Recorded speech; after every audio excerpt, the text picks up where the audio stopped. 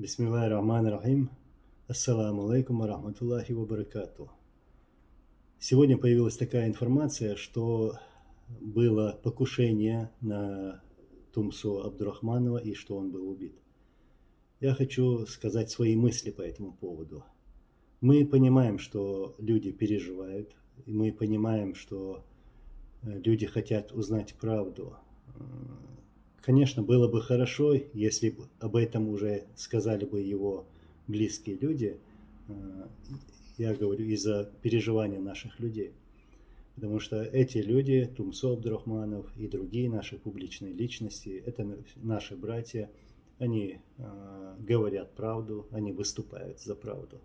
И поэтому, соответственно, есть и враги, которые не хотят, чтобы такие люди, публичные личности и активисты, не говорили правду.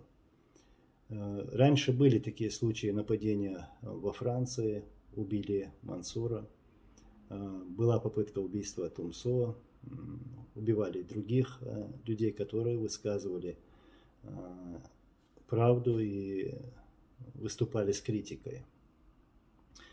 И мы знаем, мы прекрасно понимаем, что у нас были враги, и они еще добавились к этому.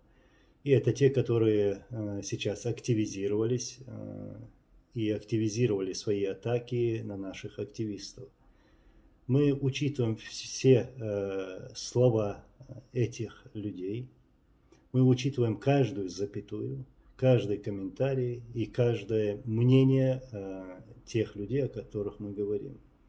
Поэтому мы прекрасно понимаем, что такие могут использовать вот эту сегодняшнюю ситуацию с тем, что мы как-то, каким-то образом не едины, что мы как-то разделены в нашем обществе. Мы прекрасно понимаем, что наши враги могут использовать эту ситуацию. Вы понимаете, о чем я. Но я скажу, еще раз повторю, было бы хорошо, конечно, если бы близкие Тумсо Абдурахманова выступили бы с правдой, что на самом деле произошло. Мы получаем информацию, что Тумсо Абдурахманов убит, и эта информация быстро распространяется. Мы также через свои контакты узнали и другую информацию, противоположную этой, что это неправда, что все хорошо, что все нормально. И поэтому мы хотели бы попросить, чтобы люди не распространяли такую информацию о его убийстве, пока все не выяснится. Ну и что я могу еще добавить к этому? Иншаллах, каждая вот эта попытка, даже убийство, это нас не остановит. Никто не сможет остановить нашу борьбу. Уберут нас, но вместо нас придут другие. И их будет больше. Их будет больше. А теперь к нашим врагам.